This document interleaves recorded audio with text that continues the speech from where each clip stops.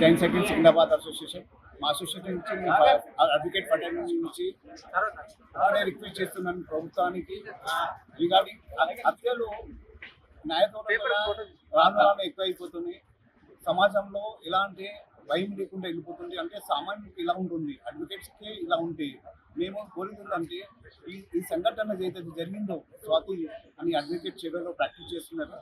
ఆ భూమి తగాదాల్లో వాళ్ళు ఒక్కటి న్యాయం లేకుండా డే లైట్ టైంలోనే ఇలా జరుగుతుంటే గొంతు కోసి చంపేశారు తనను.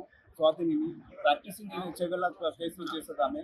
సో నేను ఖండిస్తున్న ఏంటంటే ప్రభుత్వం దీంట్లో జోక్యం చేసుకొని ఇప్పుడన్నా అట్లీస్ట్ ఈ అడ్వకేట్ ప్రొటెక్షన్ యాక్ట్ అనేది ఇంప్లిమెంట్ చేసి అందరు అడ్వకేట్ని ప్రొటెక్షన్ చేయాలని మేము కోరుతున్నాము.